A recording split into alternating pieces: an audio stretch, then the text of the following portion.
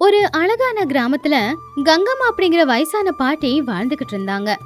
அந்த பாட்டி ரொம்ப புத்திசாலி, ரொம்ப தைரியசாலியும் கூட. தனிமையில வாழ்ற அந்த பாட்டி கிட்ட அந்த காலத்து நகைகள் எல்லாம் இருக்கு அப்படின்னு அந்த ஊர்ல இருக்கிற நிறைய பேர் கதை கதையா பேசிக்கிட்டு இருந்தாங்க. ஆனா அது உண்மையா பொய்யா அப்படிங்கிறது யாருக்கும் தெரியாது. இந்த விஷயம் பத்ரையா, சோமையா, ரங்கையா அப்படிங்கிறவங்களுக்கு எப்படியோ தெரிஞ்சு போச்சு. அவனுங்க 3 பேருமே சரியான திருடனுங்க. எப்படியாவது பாட்டிக்கிட்ட இருக்கிற நகையை திருடி ஆகணும்னு முடிவெடுத்தானுங்க. அப்படி ஒரு அமாவாசை அன்னைக்கு ராத்திரி நேரம் அந்த 3 திருடனுங்களும் அவங்க முகத்துக்கு ஒரு துணியை கட்டிக்கிட்டு யாருக்கும் தெரியாம கங்கம்மா பாட்டியோட வீட்டுக்கு போனாங்க. ஆனா அந்த நேரம் வீட்டுக்குள்ள விளக்கு ஏத்தி வச்சு பாட்டி ரொம்ப அமைதியா உட்காந்துட்டு இருந்தாங்க. வாங்கப்பா வாங்க, உங்களுக்காக தான் நான் ரொம்ப நாளா காத்துக்கிட்டு இருக்கேன். ஏன் அவ்வளவு மெதுவா கதவு தள்ளிக்கிட்டு வரீங்க? நான் ஒன்னும் தாப்பா போட்டு வைக்கலையே. வரும்போதே நல்ல தைரியமா வந்து உட்கார வேண்டியது தானே. ஏண்டா சோமையா, இந்த பாட்டிக்கு பைத்தியம் பிடிச்சிருக்கா என்ன? நாம முகத்துல துணியை கட்டிக்கிட்டு உருட்டு கட்டையோட வந்திருக்கோம். சொந்தக்காரங்களை கூப்பிடுற மாதிரி கூப்பிடுது. என்னவோன்னு எனக்கு கூட ஒண்ணுமே புரியல.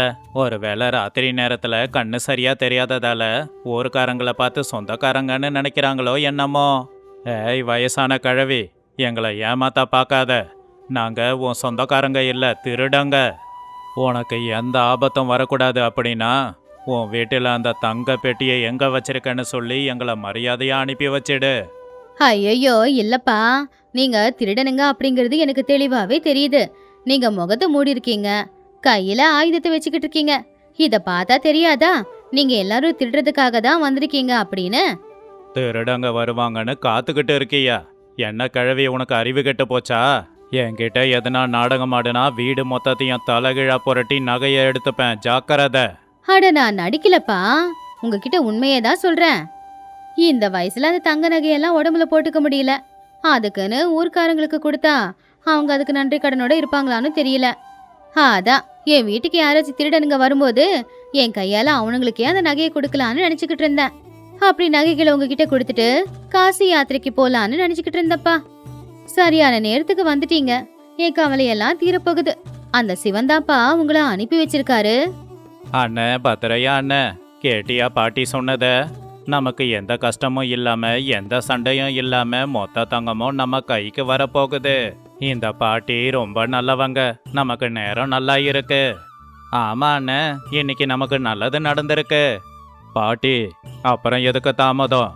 சீக்கிரமா அந்த பெட்டியை கொண்டு வந்து எங்க கையில கொடு. நாங்க நகை எடுத்துக்கிட்டு கிளம்பிடுவோம். உன்னை நாங்க எதுவும் செய்ய மாட்டோம். இப்படி அவசரப்பட்டா எப்படிப்பா? அந்த நகையெல்லாம் நான் பள்ளம் தோண்டி புதைச்சு வச்சிருக்கேன்.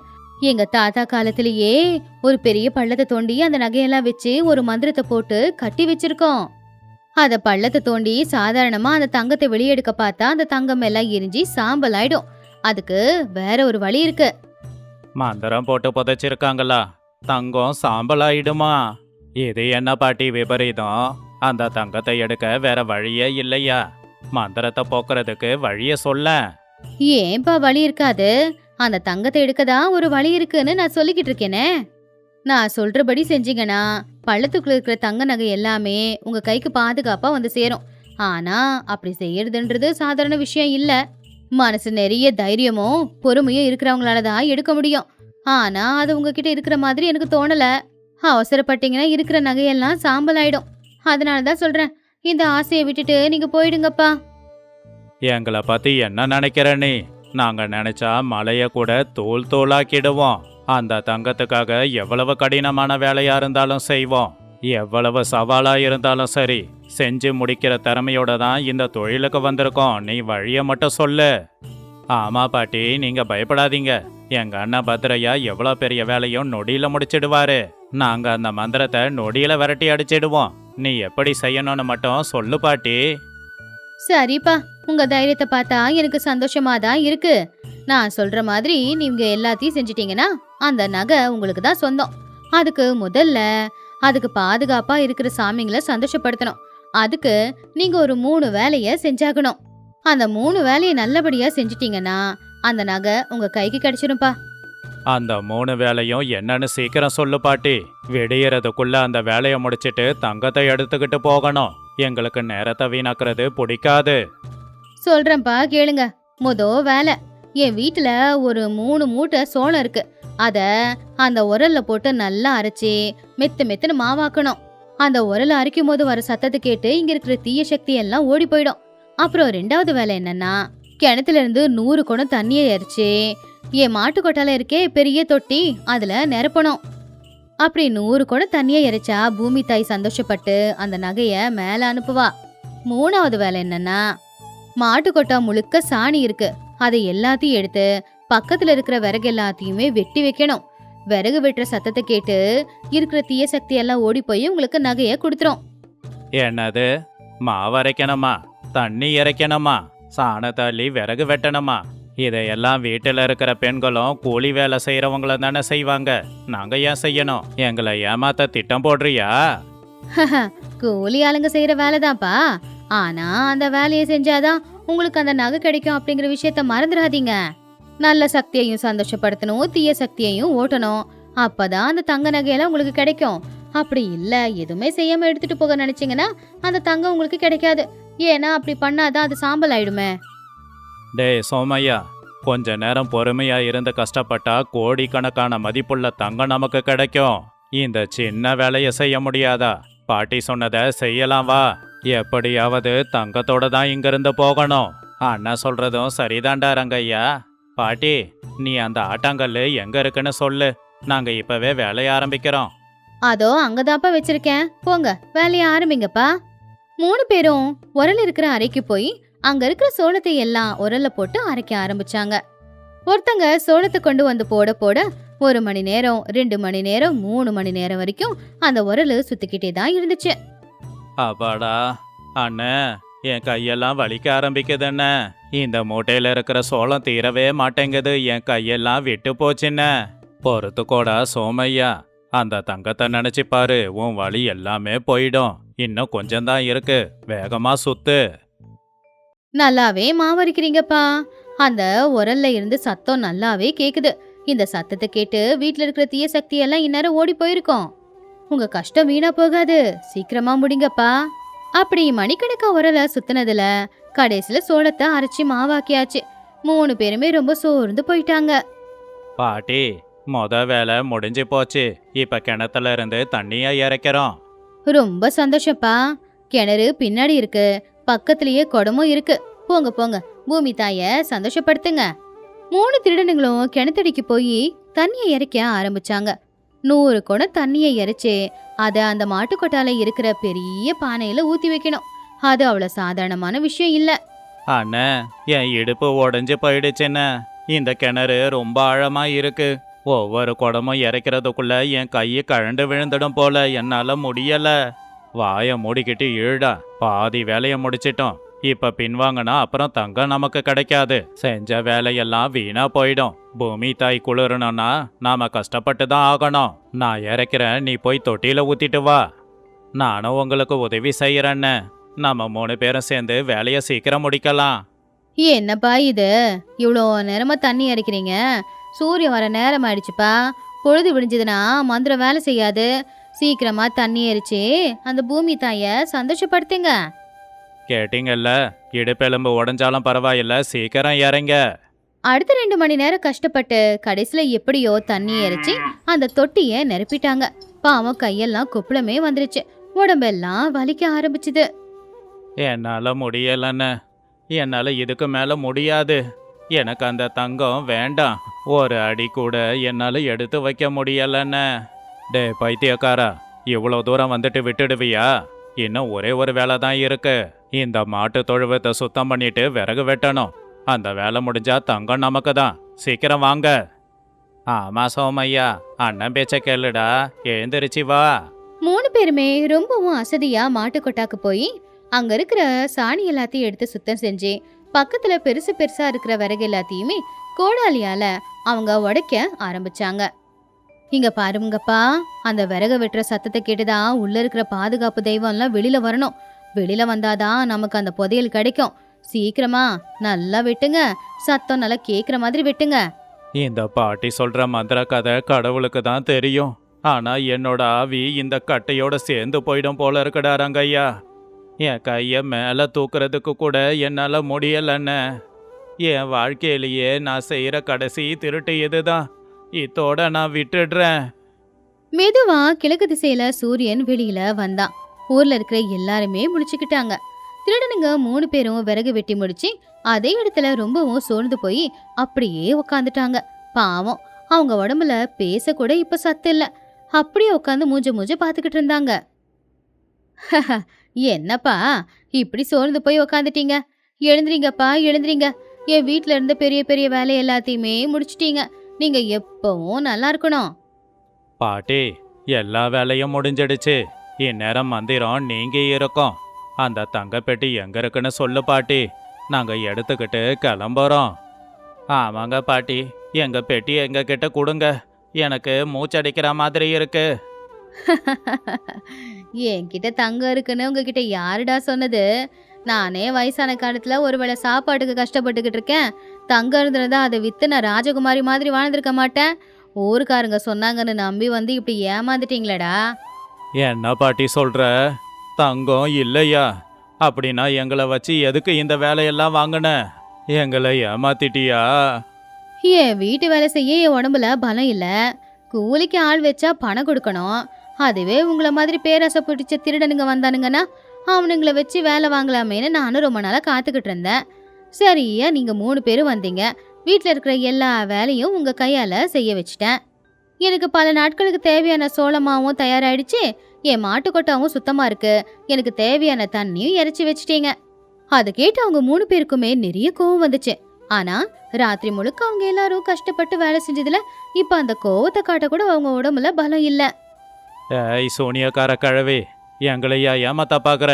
உன் கதைய முடிக்கிறேன் அப்படின்னு எழுந்திருக்க முயற்சி பண்ணா. ஆனா கால் வலியில எழுந்திருக்க கூட முடியல. அண்ணே.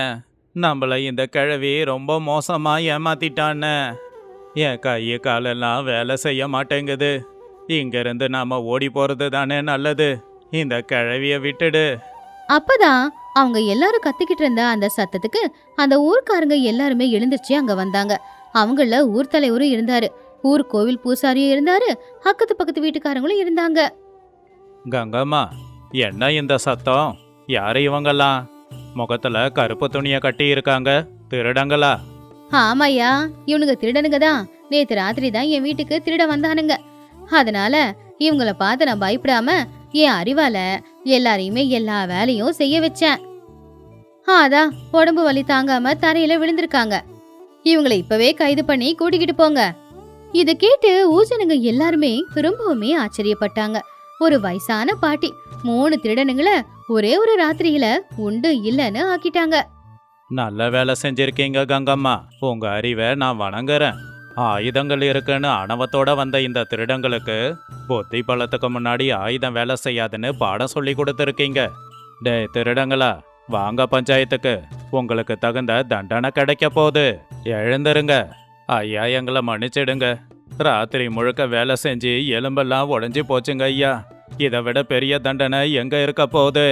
இந்த பாட்டி எங்களை போட்டு அடிச்ச அடியில எங்களுக்கு திருடணுங்கிற எண்ணமே போயிடுச்சுங்க ஐயா. ஆமாங்க ஐயா, இந்த ஜென்மத்துல இனி திருட்டுத்தனம் பண்ண மாட்டோம். நாங்க உழைச்சி வாழ்ந்துக்கிறோம். எங்களை இப்படியே விட்டுடுங்க. ஊர் தலைவர் திருடனுங்களை கைது செஞ்சு அங்கிருந்து கூட்டிக்கிட்டு போனாரு. பாட்டி ரொம்பவும் நிம்மதியா அவங்க வீட்டு திண்ணையில உக்காந்துக்கிட்டு அதை நினைச்சு பார்த்து சிரிச்சுக்கிட்டு இருந்தாங்க. அது சிரிப்புரம் அப்படிங்கிற ஒரு அழகான ஊரு. அந்த ஊர்ல வீடுகளும் மரங்களும் பச்சை பசேல்னு வயல்களும் இருந்துச்சு. ராமையா வயலுக்கு போறதுக்காக கிளம்பிக்கிட்டு இருந்தான். சுகுணா அவனுக்கு சாப்பாடு கட்டிக்கிட்டு இருந்தா. சுகுணா, சுகுணா, நேரமாச்சு, வயலுக்கு கிளம்பணும். அந்த கலப்பைய உள்ள வச்சிருக்கேன், கொஞ்சம் கொண்டு வந்து கொடு. இன்னைக்கு நிலத்தை உழுதாகணும். மழை வேற வரா மாதிரி எனக்கு தெரியுது. இதோ வந்துட்டேங்க. உங்க கலப்பைய நேத்து சாயந்தரமே கழுவி கிணத்தடியில வச்சிருக்கேன். உங்களுக்கு சாப்பாடு கட்டி வச்சிருக்கேன். மதிய நேரம் மரத்தோட நிழல்ல உட்காந்து சாப்பிடுங்க. உங்களுக்கு பிடிக்குமேனு எண்ணெய் கத்திரிக்காய் குழம்பு வச்சிருக்கேன். உன் கை சமையல் அமிர்த மாதிரி இருக்கும் சுகுணா. அந்த கடவுள் நமக்கு சொத்து பத்து நிறைய கொடுக்கல. ஆனா உன்ன மாதிரி ஒரு பொண்டாட்டிய கொடுத்தானே, அது போதும். மணக்க மணக்க சமைச்சு கொடுத்து என்ன நல்லபடியா பாத்துக்கிற பொண்டாட்டி கிடைச்சது என் வாழ்க்கையில பெரிய யோகம்தான். நமக்கு சொத்து பத்து இல்லைன்னா என்னங்க? நம்ம கிட்ட இருக்கிறத வச்சுக்கிட்டு நம்ம சந்தோஷமா வாழ்ந்துக்கலாம். கொஞ்சம் அதிகமா இருந்தா 4 பேருக்கு தான தர்மம் செய்யலாம். அப்படி செஞ்சா அந்த கடவுள் கூட சந்தோஷப்படுவாரு. அப்பதான் கையில ஒரு பைய பிடிச்சுக்கிட்டு பக்கத்து வீட்டு மங்கம்மா அங்க வந்தா. என்ன சுகுணா, என்ன பண்ணிக்கிட்டு இருக்க? அண்ணன் வயலுக்கு கிளம்பிட்டாரா? வா மங்கம்மா, எப்படி இருக்க? ஆமா, இப்பதான் அவரு வயலுக்கு கிளம்புனாரு. என்ன திடீர்னு என் வீட்டுக்கு வந்திருக்க? கையில என்ன அது பையே? ஒண்ணு இல்ல சுகுணா, எங்க தோட்டத்துல கொஞ்சம் காய்கறி காய்ச்சது, அதான் உனக்கு கொடுத்துட்டு போலான்னு வந்தேன். உன் வீட்டுக்கு வந்தப்போ மஞ்சள் குங்குமம் கொடுத்து என்ன கௌரவப்படுத்தினால, அதான் என் தோட்டத்துல இருக்கிற காய்கறியை கொடுக்க வந்தேன். நீ ரொம்ப நல்லவடி. எவ்வளவுதான் கஷ்டம் இருந்தாலும் எல்லார்கிட்டயும் சிரிச்சு பேசி எவ்வளவு அழகா பழகுற. இதுல என்ன இருக்கு மங்கம்மா? அக்கத்து பக்கத்து வீட்டுக்காரங்கன்னா ஒருத்தங்க கூட ஒருத்தங்க சந்தோஷமா இருக்கணும்ல. சரி வா, வந்து உக்காரு, மோர் குடிச்சிட்டு போவ. சரி சுகுணா, நீங்க 2 பேரும் உட்காந்து பேசிக்கிட்டு இருங்க. நான் கிளம்புறேன். நான் திரும்பி வர சாயந்தரம் ஆயிடும். அப்படின்னு சொல்லி ராமையா அங்கிருந்து போயிட்டான். மங்கம்மாவும் மோரை குடிச்சிட்டு வீட்டுக்கு போயிட்டான். அடுத்த நாள் காலையில நேரம் வானிலை கொஞ்சம் கொஞ்சமா மாறுச்சு. சில்லுன்னு காத்து வீச ஆரம்பிச்சுது. சுகுணா வாசல் பெருக்கிக்கிட்டு இருந்தா. அப்பதான் திடீர்னு ஆகாயத்துல இருந்து தங்க நிறத்துல ரெக்கைகள் இருக்கிற ஒரு பறவை கீழே வந்து விழுந்துச்சு. அந்த பறவையோட ரெக்கைக்கு அடிபட்டதுனால அதால அசைய முடியல. அத பார்த்து சுகுணா பதட்டமா அந்த பறவைக்கு பக்கத்துல போனா. ஐயோ கடவுளே, என்ன ஆச்சு இந்த பறவைக்கு? ஐயோ, ஆகாயத்துல இருந்து கீழே வந்து விழுந்ததுல இதோட ரெக்கைக்கு வேற அடிபட்டிருக்கு போலயே. கடவுளே பாவம், அது ஒரு சின்ன உசுறு. அதுக்கு எதுக்காக இவ்வளவு கஷ்டங்களை நீ கொடுக்கற? சுகுணா ரொம்பவும் பத்திரமா அந்த பறவைய 2 கையால மேல தூக்குனா. அதோட ரெக்கைக்கு அடிபட்டிருந்துச்சு. அவ மெதுவா அதை உள்ள கொண்டு போய் ஒரு படுக்கையில படுக்க வச்சா. ஐயோ பாவம், இதுக்கு வலி அதிகமா இருக்கும்ல. என்ன பண்றது? பச்சளை மருந்து போட்டா சீக்கிரமா சரியாயிடும். சுகுணா உடனே தோட்டத்துக்கு போய் கொஞ்சம் வேப்பலையையும் மஞ்சக்கிழங்கையும் பறிச்சுட்டு வந்து அத அம்மியில வச்சு அரைச்சி அதோட ரசத்தை அடிப்பட்ட இடத்துக்கு பூசினா. அது மட்டும் இல்லாம ஒரு சின்ன கிண்ணத்துல அந்த பறவைக்கு குடிக்கிறதுக்கு தண்ணிய வச்சா.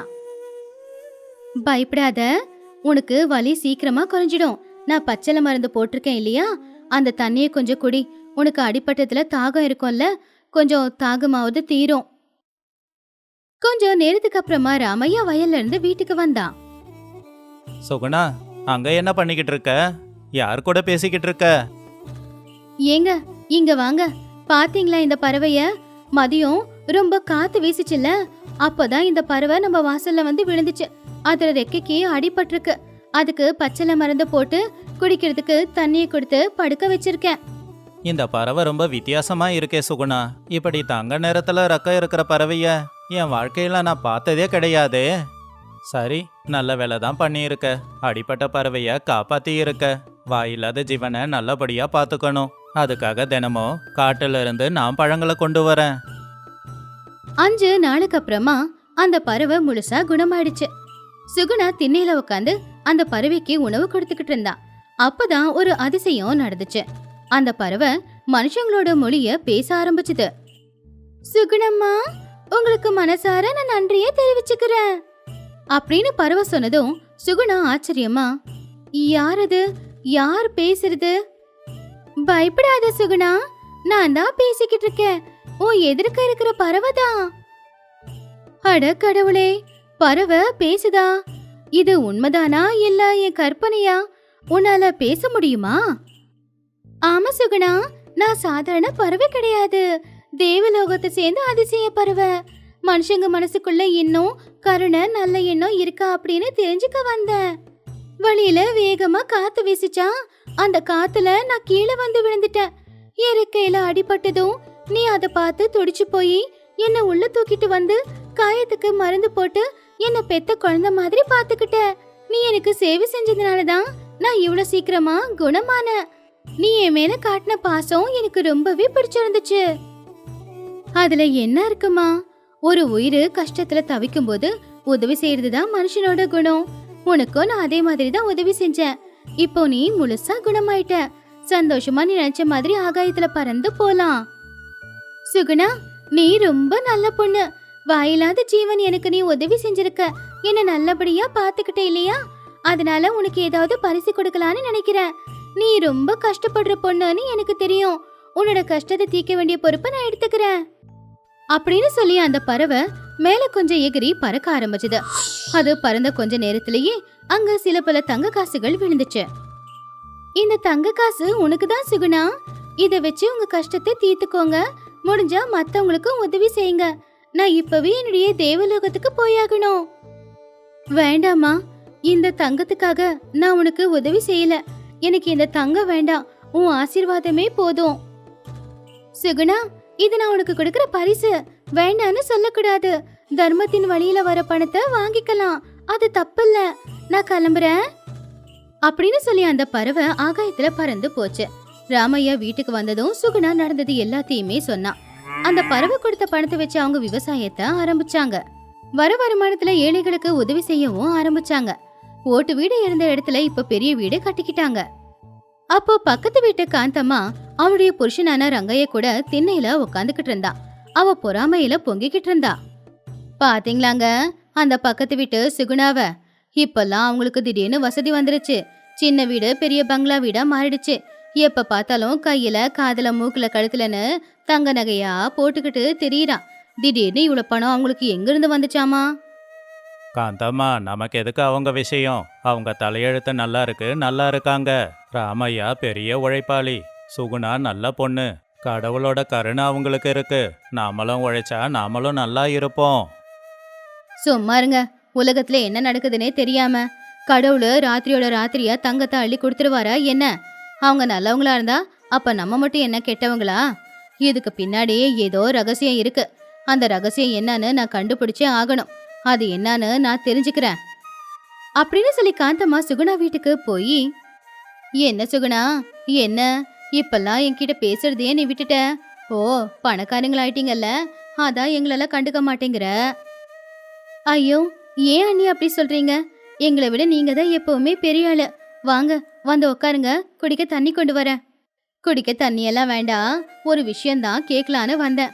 என்ன திடீர்னு ஊர்ல இருக்கிற எல்லாருக்குமே தான தர்மம் பண்ணிக்கிட்டு இருக்கீங்க? நீங்களும் பெரிய வீடா கட்டிக்கிட்டீங்க. ஏதாவது புதையல் கிடைச்சதா? திடீர்னு இந்த அதிர்ஷ்டம் எங்க இருந்து உங்களுக்கு வந்துச்சு? அது என்கிட்ட கொஞ்சம் சொல்றியா? உங்ககிட்ட மறைக்கிறதுக்கு என்ன இருக்கு அண்ணி? புதையல் கிடைக்கல. கடவுள் தான் ஒரு பறவையோட உருவத்துல வந்து எங்களுக்கு உதவி செஞ்சாரு. என்னது, பறவை வந்து உதவி செஞ்சுதா? என்ன சொல்ற? சுகுணா அடிபட்டிருந்த பறவைக்கு சேவை செஞ்சது. அந்த பறவை இவங்களுக்கு ஒரு வரத்தையும் பரிசையும் கொடுத்தது. எல்லாத்தையுமே காந்தம்மா கிட்ட சொன்னான். காந்தம்மா அதை கேட்டு ரொம்பவும் ஆச்சரியப்பட்டாங்க. அப்போ காந்தம்மா அவங்க மனசுக்குள்ள, ஓஹோ, இதுதான் விஷயமா? அடிப்பட்ட பறவைக்கு வைத்தியம் பார்த்தா அது நமக்கு தங்கத்தை கொடுக்குமா? இந்த விஷயம் தெரியாம இத்தனை நாளா நான் வீணாக்கிட்டேனே. சரி சரி, அதான் இப்ப தெரிஞ்சுக்கிட்டேனே அப்படின்னு மனசுல நினைச்சுக்கிட்டு சுகுணா கிட்ட, சரி சுகுணா, எனக்கு வீட்டுல வேலை இருக்கு, நான் கிளம்புறேன். காந்தம்மா வீட்டுக்கு வந்து ரங்கைய கிட்ட அவளுடைய திட்டம் என்னங்கறத சொன்னான். ஏங்க, சுகுணாவுக்கு அதிர்ஷ்டம் வந்ததுக்கு காரணம் என்னன்னு நான் தெரிஞ்சுக்கிட்டேன். ஒரு பறவைக்கு சேவை செஞ்சதுனாலதான் அந்த பறவை தங்கத்தை கொடுத்துட்டு போச்சான். அதுக்கு இப்ப நாம என்ன பண்ண முடியும் காந்தம்மா? என்ன செய்யறது? நாமளும் ஒரு பறவைய பார்க்கணும், அதுக்கு சேவையை செய்யணும். அது நமக்கு அப்போ தங்கத்தை கொடுக்கும். அப்ப அந்த சுகுணாவை விட அதிக நகைகளை போட்டுக்கிட்டு நான் சுத்துவேன்ல. அடியே பைத்தியக்காரி, பறவை தங்கத்தை கொடுக்குமா? அது ஏதோ தேவலோகத்து பறவை. அந்த கடவுள் தான் பறவை உருவத்துல வந்து நல்லது பண்ணிட்டு போயிருக்காரு. நாமளா ஒரு பறவைக்கு சேவை செய்யறது அது எப்படி? வாயை மூடுங்க.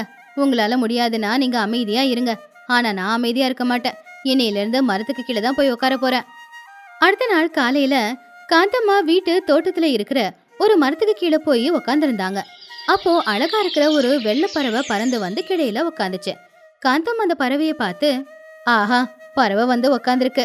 ஆனா சுகுணாவுக்கு விழுந்த மாதிரி மரத்துல இருந்து தானா அந்த பறவை விழாது. அதனால அதை எப்படியாவது நான் தான் விழ வைக்கணும். அப்போ அந்த பறவைக்கு சேவை செஞ்சா அந்த பறவை எனக்கு தங்கத்தை கொடுக்கும் அப்படின்னு சொல்லி காந்தம்மா கீழே விழுந்திருந்த ஒரு பெரிய கல்லை கையில எடுத்துக்கிட்டு, மன்னிச்சிடு பறவை, நீ கீழே விழுந்தாதான் எனக்கு பணம் கிடைக்கும் அப்படின்னு சொல்லி பாவம் அந்த பறவைய குறிப்பாத்து கல்லால அடிச்சாங்க. அந்த கல்லு பட்டு பாவம் அந்த பறவை தவிச்சுக்கிட்டே கீழே விழுந்துச்சு. காந்தம்மா உடனே பக்கத்துல போய் பொய்யான அழுகைய அழுதாங்க. ஐயோ, பாவம் பறவை கீழே விழுந்துருச்சு, வலிக்குதாமா? அடி பலமா பட்டுருச்சோ? சரி சரி, வா, உன்னை வீட்டுக்கு கூட்டிட்டு போய் நான் உனக்கு வைத்தியம் செய்யறேன். உனக்கு வெள்ளி பாத்திரத்துல விதை வச்சு கொடுக்கறேன். காந்தம்மா ரொம்ப ஜாக்கிரதையா அந்த பறவைய கையில தூக்குனாங்க. அந்த பறவை வலியால துடிச்சுக்கிட்டு இருந்துச்சு. ஆனா காந்தம்மாவோட மனசு எல்லாமே தங்கத்தை நோக்கி மட்டும்தான் இருந்துச்சு. காந்தம்மா அந்த பறவைய ஒரு கூடையில உட்கார வச்சாங்க. இங்க பாரு பறவை, இந்தா சோள விதை இருக்கு, இதை சாப்பிட்டு அந்த தண்ணியை குடி. நான் உனக்கு எவ்வளவு சேவை செய்யறேன்னு பாத்துக்கிட்டு தானே இருக்க. அந்த சுகுணாவோட வீட்டுல 5வது நாள் தான் அந்த பறவை தங்கம் கொடுத்துச்சான். ஆனா நான் 2 நாளைக்கு முன்னாடியே சேவை செஞ்சதுதான் நிப்பாட்டிடுவேன். நீ எனக்கு தங்கம் கொடுக்கணும், சரியா? என்ன காந்தம், என்ன பண்ணிக்கிட்டு இருக்க? பாவம் அந்த பறவைய கூடையில எதுக்கு அடைச்சி வச்சிருக்க? அதுலயும் மிரட்டுற. சுகுணா அந்த பறவைய பாசமா பாத்துக்கிட்டா. நீ பண்றது பைத்தியக்காரத்தனம். இதை நிறுத்து. நீங்க சும்மா இருங்க, உங்களுக்கு அதெல்லாம் தெரியாது. இது எனக்கு தங்கத்தை கொடுக்காம ஒருவேளை ஓடி போயிடுச்சுனா? பாவம் அந்த பறவை எதையும் சாப்பிடாம மூளையில சோகமா உட்காந்துக்கிட்டு இருந்துச்சு. 3 நாள் முடிச்சு போச்சு. காந்தம்மா பொறுமையே இழந்துட்டாங்க. என்னடி பண்ணிக்கிட்டு இருக்க? நான் கொடுக்கறத சாப்பிட்டு கொடுக்கறத குடிச்சிட்டு சந்தோஷமா தானே வாழ்ந்துகிட்டு இருக்க. தங்கத்தை எங்க வச்சிருக்க? அது சீக்கிரம் கொடு. அப்பதான் அந்த பறவைக்குள்ள இருந்து ஏதோ ஒரு வெளிச்சம் வெளியில வந்துச்சு. அந்த பறவையும் மந்திர பறவையா மாறுச்சு. அது தன்னுடைய கம்பீரமான குரல்ல, காந்தம்மா நில்லு, உன்னோட திமிரும் பேராசையும் எல்லையை தாண்டுது. ஆடடா, நீயும் பேசுறியா? அப்போ சுகுணாவுக்கு தங்கத்தை கொடுத்த பறவை மாதிரி தான் நீயும். அப்படின்னா எதுக்கு தாமதம்? உனக்கு நான் சேவை செஞ்சல, அதுக்கான தங்கத்தை கொடுத்துட்டு கிளம்பு. நீ என்ன சேவை செஞ்ச காந்தம்மா? சுகுணா அடிபட்டதை பார்த்து ரொம்ப கவலைப்பட்டா. எதுவும் எதிர்பார்க்காம எங்களுக்கு சேவையை செஞ்சா. ஆனா நீ என்ன பண்ண? சும்மா உட்காந்துருந்த என்ன கல்ல கொண்டு அடிச்ச, என்ன காயப்படுத்தின, வலியால என்ன துடிக்க வச்ச. இப்போ நீ அடிச்சு வச்சு கொடுமைப்படுத்துற. நீ பண்றது தப்புன்னு உனக்கு தெரியலையா? ஐயோ, நான் தெரியாம தான் உன்னை அடிச்சேன். ஆனா அதுக்கு பதிலா உன்னை நான் நல்லா பாத்துக்கிட்டேன் இல்லையா? பொய் சொல்லாத காந்தம்மா, நீ வேணும்னு தான் என்ன அடிச்ச. அது எனக்கு தெரியும். என்ன நீ ஏமாத்த முடியாது. எந்த எதிர்பார்ப்பும் இல்லாம செய்யற உதவிதான் கடவுளோட பாதங்கள்ல போய் சேரும். ஆனா எதிர்பார்ப்போட சுயநலத்துக்காக பேராசைக்காக செய்யற சேவை எல்லாமே கடவுளோட பாதத்துல போய் சேராது. அது பாவத்தின் கணக்குல சேரும். நீ செஞ்ச சேவை பாவத்தின் கணக்கு. அதுக்கான தண்டனைய நீ அனுபவிக்கத்தான் போற அப்படின்னு சொல்லி அந்த பறவை ஒரு கருப்பு பெட்டிய காந்தம்மா முன்னாடி கொடுத்துட்டு அங்கிருந்து மறைஞ்சிடுச்சு. அப்பாடா, என்ன ஆனாலும் அந்த பறவை கொடுக்க வேண்டியதை கொடுத்துருச்சு. திட்டுனது 4 வார்த்தை அதிகமா திட்டினாலும் பரவாயில்ல விடு. இதுல கண்டிப்பா தங்கம் வைரம் எல்லாம் இருக்கும். நாளையில இருந்து சுகுணாவை விட நான் தான் பெரிய பணக்காரி அப்படின்னு சொல்லி காந்தம்மா பேராசையால அந்த பெட்டியோட மூடியை திறந்ததும் அதுக்குள்ள இருந்து தங்கமோ வைரமோ வெளியில வரல. அதுக்கு பதிலா கருப்பா செகப்பா இருக்கிற ரொம்ப பயங்கரமான தேன் பூச்சிங்க வெளியில வந்துச்சு. ரங்கையா காந்தம்மா 2 பேருமே அந்த தேன் பூச்சிங்களுக்கு பயந்து வெளியில ஓடி வந்துட்டாங்க. ஐயோ, யாராவது இருக்கீங்களா? காப்பாத்துங்க, தேன் பூச்சிங்க எங்களை கொட்டிக்கிட்டு இருக்கு. ஐயோ, என்னடா இது, இவ்வளவு தேன் பூச்சி வருது. நான் தான் முன்னாடியே சொன்னேன்னு, பேராசைப்பட்டா இருக்கிறதும் போயிடும். நீ பேராசைப்பட்டதால தான் எனக்கும் இந்த நிலைமை. அந்த தேன் பூச்சிங்க எல்லாமே அவங்க 2 பேரையும் வீட்டை சுத்த வச்சுது. கடைசியில பயங்கரமா கொட்டி முகத்தையெல்லாம் வீங்க வச்சுட்டு அதுக்கப்புறமா அதுங்க அங்கிருந்து மறைஞ்சு போச்சு. அப்போ திடீர்னு ஆகாயத்துல இருந்து ஒரு குரல் அவங்களுக்கு கேட்டுச்சு. காந்தம்மா, இது நீ பண்ண தப்புக்கான தண்டனை. வாயில்லாத ஜீவனை கொடுமைப்படுத்தினா என்ன நடக்கும்னு தெரிஞ்சுக்கிட்டல்ல. உன் மனசுல இருக்கிற இந்த கல்மிஷம், இந்த சுயநலம், இந்த பேராசை இதெல்லாம் போற வரைக்கும் உன் வீட்டுல இருக்கிற நெல் கூட மண்ணாதான் இருக்கும். அதை உன்னால சாப்பிட கூட முடியாது. 10 நாளுக்கு அப்புறமா தான் காந்தம்மா அவ செஞ்ச தப்ப தெரிஞ்சுக்கிட்டு பயங்கரமா அழுதான். அதுக்கப்புறம் சுகுணா கிட்ட போய் அவ பண்ணது மன்னிப்புன்னு கையெடுத்து கும்பிட்டு கேட்டா. சுகுணா, என்ன மன்னிச்சிடு. உனக்கு தங்கம் கிடைச்ச விஷயத்த நீ சொன்ன. நானும் அந்த தங்கத்துக்கு ஆசைப்பட்டு ஒரு பறவைய காயப்படுத்தி அப்புறம் அந்த பறவை எனக்கு தண்டனையே கொடுத்துச்சு. நான் தண்டனையை அனுபவிச்சுட்டு மனசு திருந்தி உன்கிட்ட மன்னிப்பு கேட்க வந்திருக்கேன். இனிமே உன்னை பார்த்து நான் பொறாமப்பட மாட்டேன். பரவாயில்ல அண்ணி, அழாதீங்க. மனுஷங்களுக்கு ஆசை வர்றது சாதாரண விஷயம்தான். ஆனா அந்த ஆசை எப்பவுமே பொறாமையாவும் பேராசையாவும் மாறக்கூடாது. அதுலயும் வாயில்லாத ஜீவன்கள் பாவம் இல்லையா? அதுங்களுக்கு நாம உதவி செய்யலனாலும் பரவாயில்ல. ஆனா அதுங்களை காயப்படுத்தவோ கஷ்டப்படுத்தவோ கூடாது. வாயில்லாத ஜீவன்கள் கடவுளுக்கு சமம். கடவுளை பாத்துக்கிற மாதிரி தான் அதுங்களையும் நம்ம பாத்துக்கணும். சரியா சொன்ன சுகுணா. ஒருத்தவங்க கிட்ட இருக்கிறத பார்த்து அது நமக்கும் வேணும்னு ஆசைப்பட்டா அது ஆசையாகாது. அந்த நினப்புக்கு பேரு பேராசை.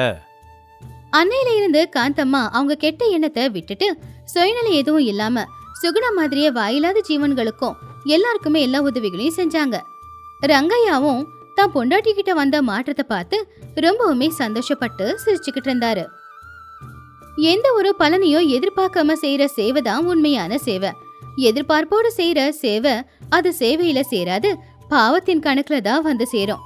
அந்த பாடத்தை அன்னைக்கு அந்த பறவை காந்தம்மாவுக்கு கத்து கொடுத்திருந்துச்சு.